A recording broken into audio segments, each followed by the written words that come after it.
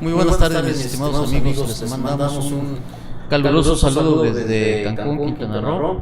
Estamos aquí con Grupo Cerco y con el maestro Marcos Gutiérrez en la presentación del programa del día de hoy. El tema que nos va a tocar abarcar el día de hoy va a ser las sociedades por acciones simplificadas. Los invitamos cordialmente a que vean nuestros videos en YouTube. Vean la información que estamos metiendo también en Facebook, todos estos medios electrónicos de Grupo Cerco o a nombre de Gilberto Peña, y nos pueden buscar y tenemos información fiscal de interés para todos ustedes. Antes que nada, pues agradecerle al maestro Marcos Gutiérrez el día de hoy con su plática y el tema. Amigo, gracias por tu tiempo, qué bueno que estás con nosotros. No, hombre, que al contrario, muchas gracias. Saludos a las personas que nos ven del otro lado de la pantalla. En efecto, la intención en esta tarde pues es platicar justamente de esas sociedades que están siendo novedosas para efectos de nuestro derecho y sobre todo platicar un poco de los beneficios que se pueden obtener y de los aspectos inclusive fiscales que pueden ser en beneficio de las personas que decidan o que opten por crear una sociedad por acciones simplificadas o bien sociedades unipersonales. Bien, la intención de las sociedades, este tipo de sociedades, pues era simplificar precisamente el problema que con el que nos encontramos los contadores, siempre el cúmulo de trámites que hacemos ante las instituciones de gobierno y que son larguísimas y mucha gente se decepciona y la verdad se desmotiva y ya no quiere seguir con este tipo de trámites. Entonces muchas veces dicen, bueno, pues yo voy a funcionar por la libre y en el momento que me descubran, pues ya saben, siempre habrá arreglos. Lo que es importante mencionar es que fíjense que este tipo de sociedades fueron ya manejados, mi estimado maestro, en países de tradición jurídica como lo son España, Portugal, Chile y Colombia. Y que en este último caso, en el caso de Colombia, que es al que se parece más la legislación que tomamos nosotros en México, dice ya que en el primer año, en 2008, fueron creadas alrededor de 11,000 sociedades por acciones simplificadas, lo cual demuestra que avanzamos y llegamos tarde. Pero adelante, mi estimado amigo. Ok, muchas gracias. Pues el objetivo de esta tarde es platicar un poco en qué consiste la sociedad unipersonal, la forma de constituirla, sus beneficios, el régimen fiscal y su comparación frente al régimen de incorporación fiscal. Ese régimen que es el más básico para efecto de los contribuyentes que van iniciándose en la actividad económica y que sin duda significará un tema importante el poder hacer un aspecto comparativo con esa sociedad unipersonal. Y pues bueno, entramos de fondo respecto a decir en qué consiste esta sociedad. La sociedad por acción simplificada es aquella sociedad prácticamente que se constituye con una o más personas físicas. Es un tema interesante porque recuerden que en materia de personas morales se constituyen inclusive no solo por personas físicas, sino también pueden ser por otras personas morales. Y pues, bueno, esta sociedad es una sociedad regulada totalmente por la Ley General de Sociedades Mercantiles, lo que la pone o la ubica como una sociedad mercantil de manera plena, es decir, una sociedad a través de la cual se van a poder realizar actos de comercio. La verdad es que es una sociedad muy amigable, muy básica, es decir, muy sencilla de poder constituir, y tan es así que básicamente la obligación primordial de los accionistas es pues al pago de las aportaciones que serán representadas en acciones, y que además aquí hay muchas facilidades porque la ley establece que se tiene hasta un año para hacer el pago de estas acciones, ¿no? Entonces, como características de la sociedad tenemos que son sociedades que se integran por personas físicas. Las acciones deben de pagarse en un año a partir de su registro. Los ingresos que van a percibir o que pueden manejar estas sociedades tienen que ser no superiores a 5 millones. Y aquí es donde viene el tema de régimen de incorporación fiscal, en donde a los contribuyentes les permite tener ingresos hasta 2 millones de pesos. Y bueno, ya viene el tema de estas sociedades por acciones simplificadas, en donde es posible hasta 5 millones de pesos.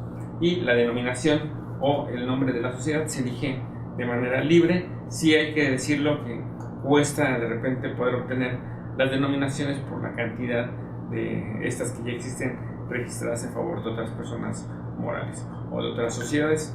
Pero bueno, este trámite se hace ante la Secretaría de Economía, todo en línea, y una vez que se obtiene nombre de la denominación, pues bueno, se puede continuar con la creación de esta sociedad. Y se establece como que la asamblea es el órgano supremo de dirección. Es un poco contradictorio porque decimos, si es una sociedad creada por un socio, ¿cómo es que hay asambleas? Pues bueno, la ley sí establece que sea así, inclusive considerando que no solamente puede ser una sola persona física, sino que se puede constituir por varias, y las asambleas se realizan por medios electrónicos. Este tema es muy novedoso porque prácticamente toda la labor que se hacía ante el notario público se puede desarrollar en los medios electrónicos, es decir, la creación de la sociedad, el acto inclusive de invitación para que otros socios se sumen a la sociedad se hace todo a través de ese sistema electrónico. Es como mandarle un correo electrónico a mi socio potencial y decirle que está interesado en formar parte de la misma. Sí, está bien, dos temas muy interesantes que hay que aclarar también un poquito, porque luego a los colegas se les va la idea y no cumple con esto. Uno es importante, el capital, que con las sociedades anónimas regularmente teníamos el problema de que decían que ya estaba totalmente aportado y no era cierto, no se encontraba el dinero dentro de la empresa. Aquí tienes un año, pero hay que cuidar ese año porque creo que siempre el castigo va a ser que dejan sin efecto ya tu sociedad, ¿no?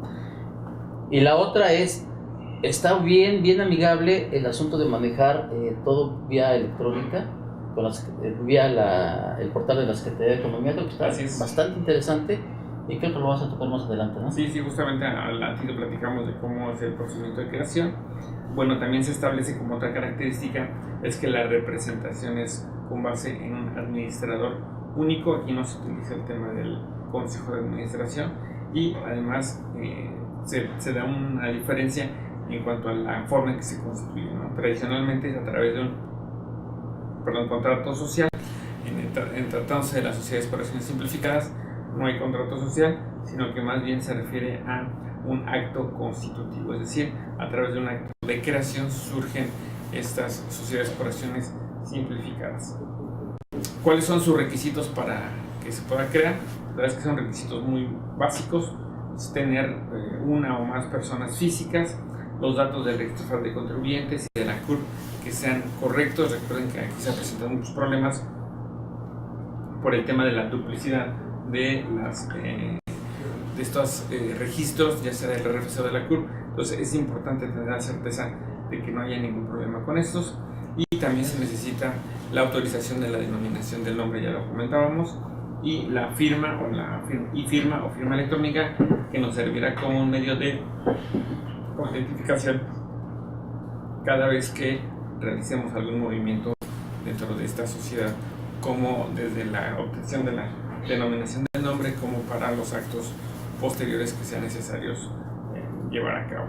Aquí lo importante es señalar que este trámite también se hace a través de la Secretaría de Economía, la autorización del nombre, ¿verdad? Que ese es otro de los temas importantes respecto del giro en el paradigma. Es decir, yo actualmente quiero constituir una sociedad de otro tipo, tengo que ir necesariamente con el notario. Sí, exactamente. Y creo que es bien importante. Estábamos leyendo por ahí algún material de algún doctor que estaba viendo precisamente el tema y dice: una de las ficciones es de que necesariamente tienes que ir con el notario, porque le dan esa chamba al notario para que valide o certifique que eres tú, que tú estás formando la sociedad, que haces todo el acta de asamblea, etcétera, etcétera. Pues es un trámite muy engorroso que efectivamente ya debería de pasar por alto, tanto, y sobre todo el costo, que cada día está mucho más caro. Y precisamente con esto es lo que trata de eliminarse, con esta nueva modalidad de sociedades. Y pues qué bueno. Y que es un tema muy interesante porque ya hablamos del aspecto de los negocios, el solo hecho de que al crear mi sociedad me estoy ahorrando dinero. Creo que vale mucho la pena tener en cuenta para efecto de considerarla como una opción para el emprendimiento de un negocio o el establecimiento de actividad. Fíjate qué bien, ¿no? Porque un pequeño negocio, 15 o 20 mil o 25 mil pesos para formar la sociedad ya te sirve para arrancar tu negocio. Claro, totalmente. Qué bueno. Bueno, regresando un poco al tema de la denominación, recuerden que la denominación es el nombre que se le va a asignar a la sociedad, y para esto sí hay unas pequeñas limitantes o algunos aspectos que hay que cuidar.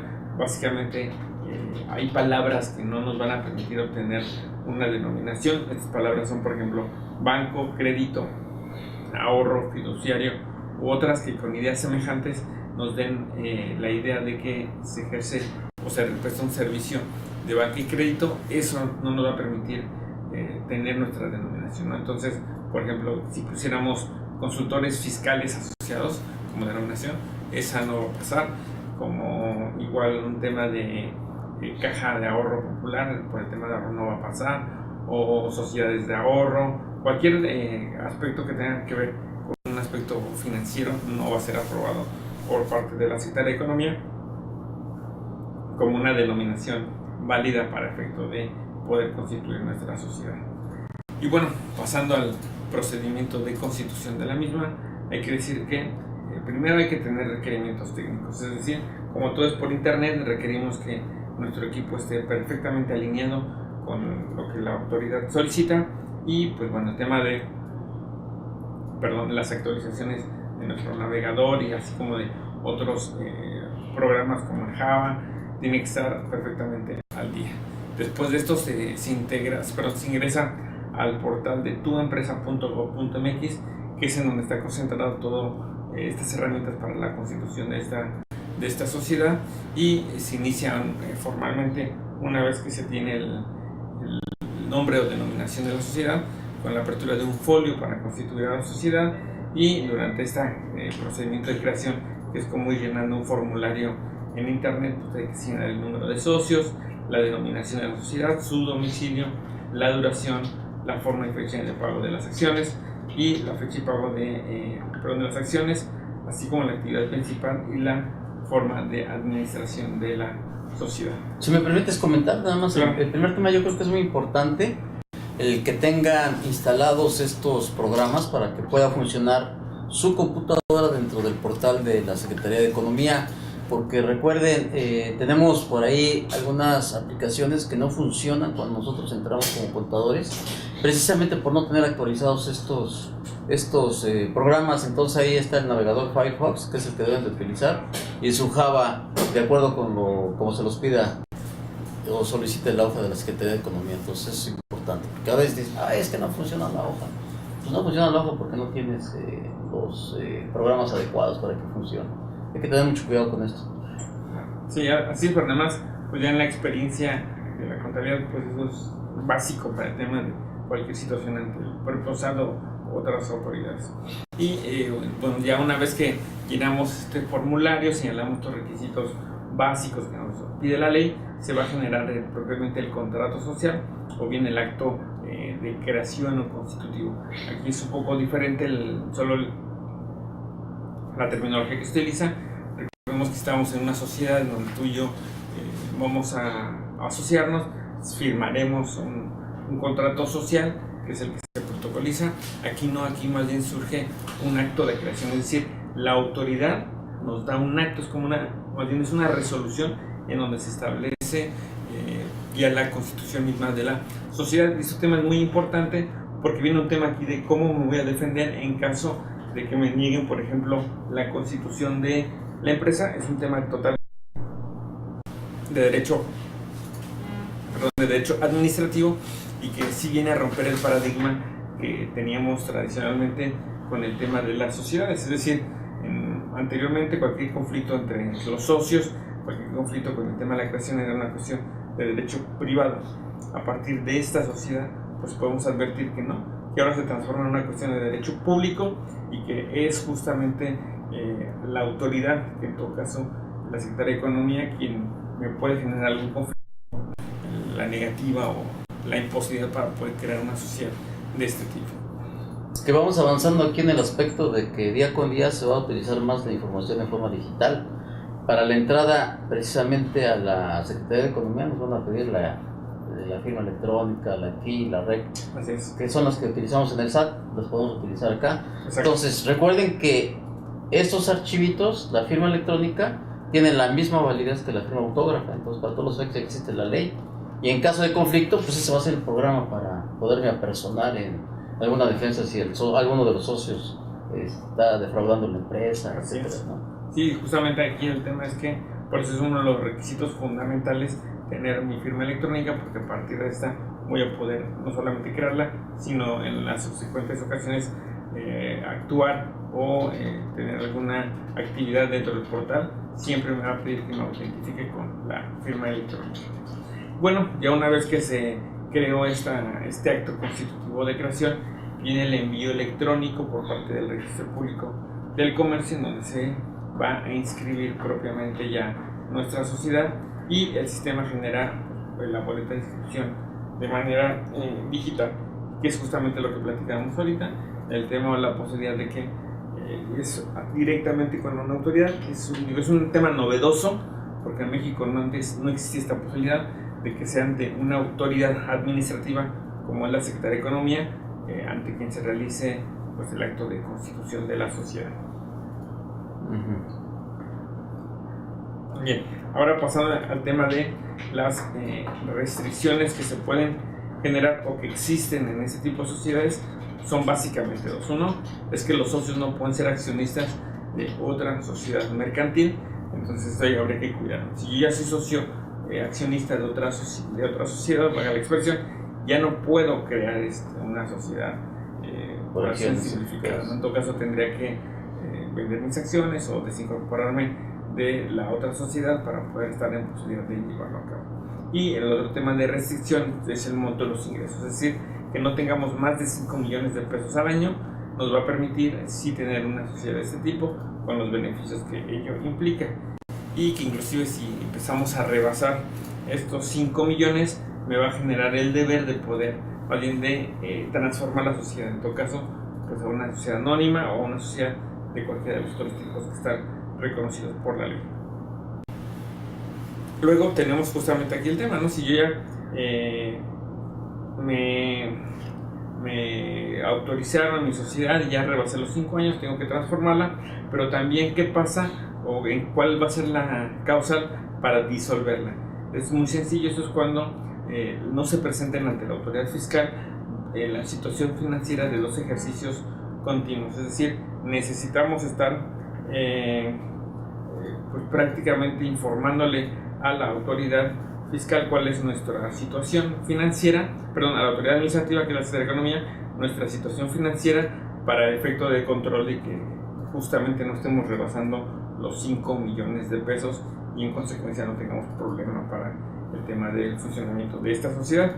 En caso de que omitamos justamente esta información, hay una prórroga, es decir, más que prórroga, hay una opción o la posibilidad de en una segunda vez no presentarlo, pero eso sí implicaría el tema de pues, la causa de disolución de esta sociedad. Que es demasiado tiempo, yo creo, ¿no? 2 años, o sea, no presentas unas declaraciones, luego te dan oportunidad de no presentar la otra. Sí, no, la verdad es que se vuelve bastante generoso, por decirlo menos, para efecto de poder tener pues la sociedad, ¿no? Claro. Porque sí, igual pensando en alguien que nos quiera hacer trampa, puede abusar de esa prórroga o de este plazo, que más bien de este tiempo que la ley otorga para la información financiera. Sí, por supuesto. Ok, luego viene un tema de la responsabilidad de los socios, es decir, cómo va a funcionar la sociedad y los socios en cuanto a los límites que existen de responsabilidad. Si la sociedad no se transforma, es decir, ya rebasamos los 5 millones de pesos, necesitamos transformarla y no lo hacemos, entonces los accionistas responderán frente a terceros de manera solidaria, subsidiaria e ilimitadamente. Entonces aquí hay que tener presente esto, porque finalmente si yo como socio ya rebasé el límite y no realizo esta transformación, cualquier situación que se derive después de que inclusive a lo mejor la propia autoridad administrativa me lleve la disolución de la sociedad, pues cualquier responsabilidad que se genere tendré que hacerla frente como socio. Aquí lo importante, mi estimado maestro, es que todos los socios deben de estar al tanto de cómo está funcionando la sociedad, porque ya es que se acostumbra de que te hace alguna sociedad, das tu dinero y ya se la dejas al administrador único, al responsable, pero no lo revisas nunca. Entonces, aun cuando no se vale la excusa de que es que yo no sabía lo que estaba haciendo el administrador, como es clásico con algunos socios. Eres responsable solidario, subsidiaria e ilimitadamente, entonces cuidado los accionistas. Lo recomendable es que estén atentos al manejo de su sociedad y cómo van a estar checando mes con mes sus estados financieros. Claro, sí, eso es muy importante, pero no es una cuestión que también se facilita porque ahora con esas sociedades lo que nos permite es llevar a cabo un tema de que en lugar de tener libro de actas, llevemos un libro de acuerdos, de consejo, que eso es muy interesante porque también ya me descarga una cuestión de responsabilidad. Y este libro de acuerdos está también en línea, puede ser consultado por los demás socios. Excelente. Entonces es un tema muy interesante de ya en la manera en que se prevé que va a operar, porque se entiende que no necesitas estar inclusive ni en la misma localidad para poder ser socio, sino que inclusive a distancia con la facilidad de los medios electrónicos se puede estar pues vigilando el funcionamiento. Yo creo que es una gran ventaja esta forma de manejar las sociedades, puesto que lo manejas en forma electrónica y como dices, no va a ser necesario que estés en la localidad donde está formada la sociedad. Así es. Para estarla checando. Entonces, qué bueno, y yo creo que esto va a trascender después a las demás sociedades, esperemos que sí. Sí, sin duda yo creo que con esto se está rompiendo un paradigma que se resultará muy interesante ver los resultados ya de tal vez el primer año, de los 2 primeros años de cómo va funcionando.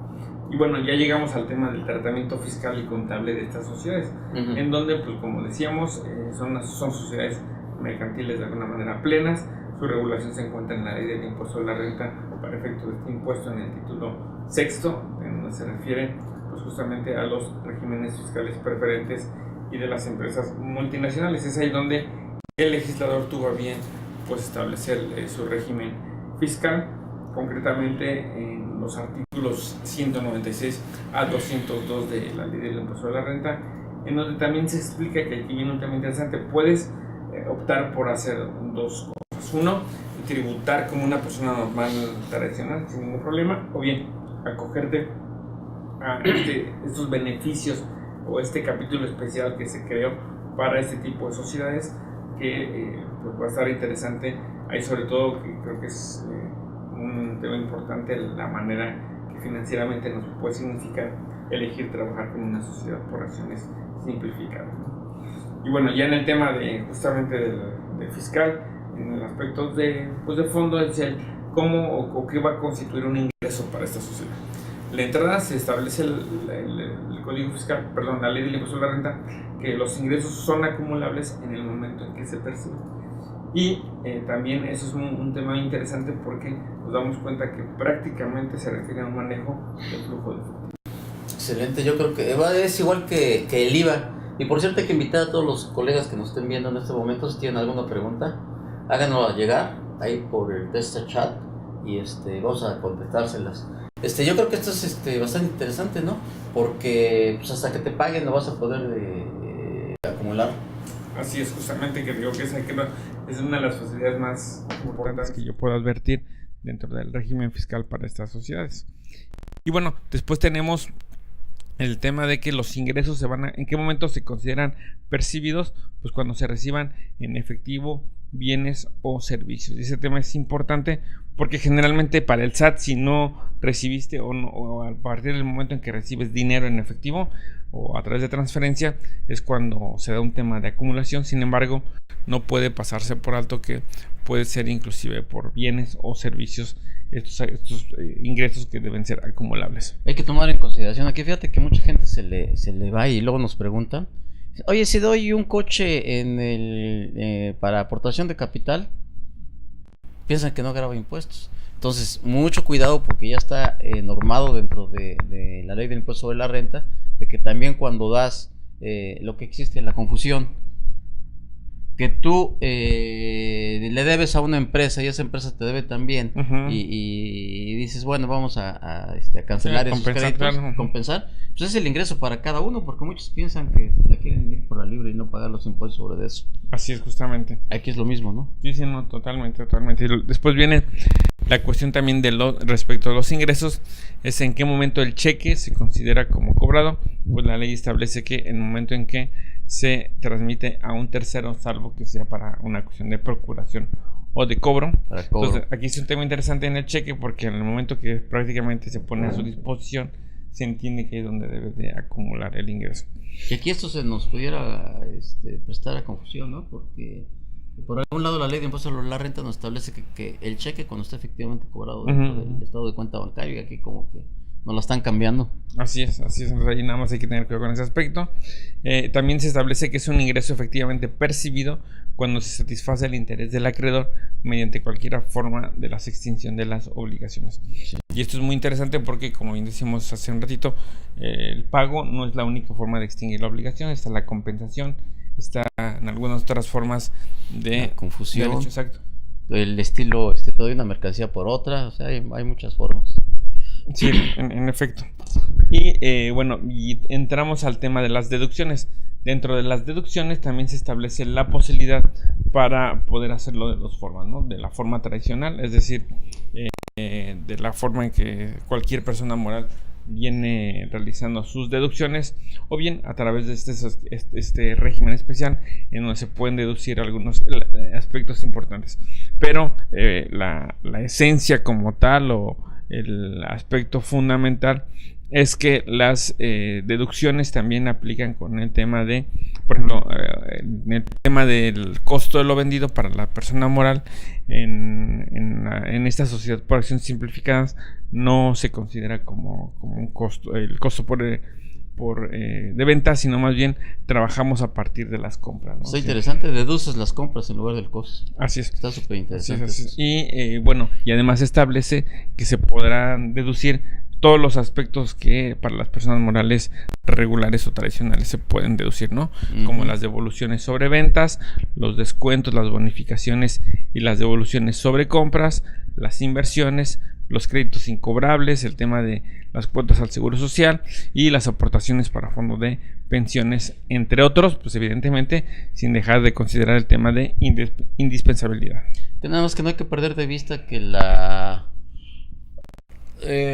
reglamentación para poder hacer estas deducciones va a ser la misma del impuesto sobre la renta. En cuanto a la cancelación de créditos incobrables, que también es todo un galimatías que así es. Pero para que lo tomen en consideración nuestros colegas, de que entonces son las disposiciones de la ley del impuesto sobre la renta que van a regir la forma de deducción de las en efecto en este tipo de sociedades, ¿no? Sí, y ahí la única como que diferencia importante es el tema del costo de lo vendido. Sí, las compras está interesante. También ya en el tema de las deducciones, la propia ley nos dice en qué momento se consideran efectivamente erogadas y se dice que es en el ejercicio de que se trate, ¿no? Pero además las inversiones se establece que se deducen en el ejercicio en que inicie su utilización o el siguiente. Y ese tema es muy importante, sobre todo por una cuestión de planeación financiera, ¿no? Si vamos a realizar una inversión, y entonces es muy importante saber o tener muy claro el momento en que podamos hacer esta inversión para poder obtener todos los beneficios adicionales, ¿no? Como en este caso, pues que la deducción se realice hasta el ejercicio en que inicie su utilización o el siguiente. Y eso es yo considero muy importante porque inclusive puede ayudar para el tema de la decisión desde el aspecto de vista financiero por parte de los contribuyentes. Claro. Después viene el tema de los pagos provisionales. En materia de pagos provisionales se establece que tienen que ser, como tradicionalmente lo marca la ley, antes de cada día 17 del mes siguiente en el que se generaron los ingresos. La determinación, se arroja una determinación, pues yo la veo muy sencilla, muy elemental, es decir, sobre la totalidad de mis ingresos le resto las deducciones. En los momentos en que haya que tener un pago de PTU también podré deducirlo, al igual que las pérdidas, y el resultado va a ser mi cantidad, mi base para el pago de la contribución, en donde se puede utilizar también, se establece que para la determinación de los pagos provisionales se puede utilizar el coeficiente de utilidad que establece el 14 de la ley de renta, o bien elegir el sistema pues que venimos comentando que la propia ley facilita, ¿no? Que es con el flujo efectivo. Está también súper interesante porque nuestros colegas contadores pudiéramos hacer alguna planeación y ver qué es lo que nos conviene más en determinado momento, el coeficiente o la operación, hacer los ingresos menos las deducciones, y bueno, pues vamos a pagar el que nos salga más bajo. Así es, justamente. Sí, porque además el tema de la tasa es la misma que aplica a las personas morales tradicionales, entonces realmente no hay un beneficio en la tasa, ¿no? Sino más bien el beneficio o la manera de la estrategia en que se puede llegar a obtener una base pues más justa sería a través justamente de esta. Que básicamente hasta ahorita lo interesante son la deducción de compras, que me va a ayudar muchísimo, y ver esta opción, cuál es la que me conviene más, el coeficiente o o las deducciones. Así es que es el mismo caso que se da en el régimen de incorporación fiscal. Recordemos que ya para este año se permite también usar esta herramienta como el coeficiente de utilidad, pero bueno, cuando surgió era un poco contradictorio, decía, bueno, ¿y qué caso tiene o para qué sentido? Pero yo la cuestión positiva que advierto es que por lo menos ahora ya existe la posibilidad de hacerlo, ¿no? Cuando antes no era posible que fuese de esa forma. Exacto. Luego también tenemos que el ajuste anual por inflación no se debe de determinar. Ese también es importante, pues porque finalmente al no estar obligado a llevarlo a cabo, al final del día se traduce en un ahorro financiero. Entonces sí es bien importante si ya le vamos sumando al tema de la sociedad, es decir, el dinero que me ahorro a la creación, el dinero que me ahorro al tributar a partir de flujo en efectivo, y además el tema de no tener la necesidad de realizar el ajuste anual por inflación, pues si saco los números puede resultar muy interesante la cantidad que me estoy ahorrando a partir de funcionar por medio de este tipo de sociedades. Sí, nada más hay que recordarle aquí a la gente que nos está viendo, todo el auditorio, de que el ajuste anual por inflación, pues en determinado momento de acuerdo con el movimiento de la empresa, te puede resultar beneficioso o te puede resultar en contra. Ya sea que tengas muchas cuentas por cobrar. Si tienes muchas cuentas por cobrar, pues te va a resultar beneficioso. Si tienes muchos pasivos y los pasivos son más altos que las cuentas por cobrar, pues ahí es cuando te va a perjudicar. Entonces, pero aparte, digo que es un asunto que siempre hemos analizado, de que es ilegal cómo estás pagando sobre una base virtual. Pero en fin, bueno, así lo hizo la autoridad. Pero fíjate que a partir de esto también se presenta justamente el tema de que el emprendedor o el empresario que decide establecer o crear una sociedad por acción simplificada debe de ir de la mano de un asesor financiero, de un asesor contable, justamente para que con su pericia puedan determinar inclusive qué es lo más benéfico, ¿no? Cuál de las opciones, de acuerdo con su operación, de acuerdo con su infraestructura, de acuerdo con sus activos, puede ser la más viable o la mejor desde el punto de vista de los negocios. Excelente, amigo, es un buen punto que estás destacando, y vamos a hacer un anuncio ahorita, por favor, de que precisamente por esto es que estamos haciendo estas pláticas. Grupo Cerco, con nuestro amigo del INIF, Sósimo Gómez, y con el maestro Marcos Gutiérrez, representando el corporativo financiero y legal, en donde le estamos dando los tips para que ustedes puedan asesorar bien a sus clientes en determinado momento que tengan alguna duda ya más, que lo consideren un poquito más elaborada, de mayor estudio. Bueno, pues háblenos y ya platicaremos entonces. Claro, sí, por supuesto. Sí, no, la idea es compartir justamente nuestra experiencia. Por ejemplo, ya hemos logrado la constitución de estas sociedades, y en donde de repente nos encontramos con un poco de obstáculo es en el tema de los bancos, con el tema de la creación de justamente las cuentas bancarias, porque todavía algunos funcionarios de los bancos no les cae el 20 de que no necesito llevarte documento protocolizado porque no existe, porque a partir de estas sociedades no se requiere como un requisito para su creación. Bueno, que de por sí, amigo, el problema con los bancos, hijo, ha sido toda la vida un grave problema, porque necesitan tener abogados que atiendan a uno para que entiendan el acta constitutiva, porque siempre te la regresan. Oye, es que no aparece aquí tu nombre como que tú eres el responsable. Debes de tener la cláusula específica de que tú también tienes poder para abrir cuentas bancarias, si no te lo rechazan. Y te tardas 2 meses en lo que estudian la escritura, que la mandan a su central, te la regresan y te la rechazan. Y vuelven a hacer un cambio. Entonces, abusados la buena asesoría. La buena asesoría, cuando formen las sociedades, acérquense con gente que sabe, para que les digan cómo deben de elaborar estas actas, y nos evitamos de problemas, porque repites un acta y ya te salieron otros 14,000 pesos. Así es, justamente. Y bueno, y finalmente ya en el tema del tratamiento fiscal tenemos la cuestión del impuesto anual. La ley establece que se va a calcular el impuesto del ejercicio en los términos del título 2 de la ley de renta, ¿no? Es decir, como si fuésemos cualquier persona moral. Por eso les decía, no hay un estímulo, un beneficio en la tasa, ¿no? Si la tasa va a ser exactamente la misma que para efectos de cualquier persona moral, pero sí en aquello que no se ve, el tema de los honorarios para la Constitución en la cuestión del cálculo del ajuste anual por inflación, el tema de la manera que puedo deducir mis gastos y registrar mis ingresos, puede ser muy muy ventajoso para las compras. Está claro, muy interesante, también, por supuesto. Ok, y pues bueno, finalmente a partir de esto hacemos como que una comparación, ¿no? Es decir, cuánto nos ahorraríamos en tiempo y en dinero, y recordemos que el tiempo también se puede evaluar en dinero para efecto de obtener un beneficio. Miren, en la sociedad tradicional nos vamos a tratar para determinación del nombre, pues, o la denominación, entre 3 y 5 días. En materia de la SAS, la Secretaría de Economía, he de reconocer que lo está haciendo muy rápido. Presentas tu solicitud de denominación y en 2 días ya tienes la respuesta. Ya te dice si pasó o te dice no pasó por, no sé, en nuestro caso, por ejemplo, que tratamos de registrar. El nombre ya está ocupado. Es exacto, el nombre, o si te dice de ciertos signos, ¿no? En mi caso, MGM, por ejemplo, es un conjunto de letras que ya es de uso muy reiterado, y evidentemente respecto a eso no vamos a obtener el nombre o la denominación, pero ese trámite sí es muy ágil. En 2 días la Secretaría de Economía está dando respuesta. Después vendría el tema de la redacción. Tradicionalmente, en la sociedad tradicional, tendría que redactar justamente el acta constitutiva, en donde se establezca el objeto social de la empresa, y esto me puede costar entre 5 y 15 mil pesos, y además un plazo de 7 días. En tanto que para las SAS esto no se requiere, y entonces se puede decir que es inmediato justamente el tema de la redacción del acta constitutiva.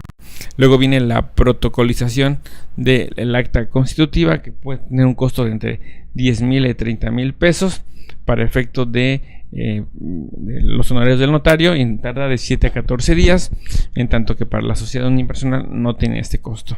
Y el tema del folio del registro público, una vez que ya obtenemos el registro, tradicionalmente hay que ir al registro público para poder hacer el registro de la sociedad. En materia de la sociedad por acción simplificada no se requiere. De manera automática el sistema, una vez que te permitió crearla, va a remitirlo al registro público para que se haga la inscripción. No tiene costo, que en diferencia pudiera ser de 200 a 1000 pesos, ¿no? Exacto. Lo que te ahorras entonces. Exacto. Y finalmente el tema del alta ante el IMSS, ante el SAT, ante el Seguro Social, pues viene una cuestión importante, porque en la tradicional nos puede llevar entre 2 o 4 días, en tanto que en esa sociedad no hay costo, no son totalmente gratis, es prácticamente de inmediato y en línea. Entonces, ya cuando empezamos a sumar lo que nos cuesta obtener la denominación, la redacción del acta constitutiva, la protocolización de la misma, el folio para inscribir en el registro público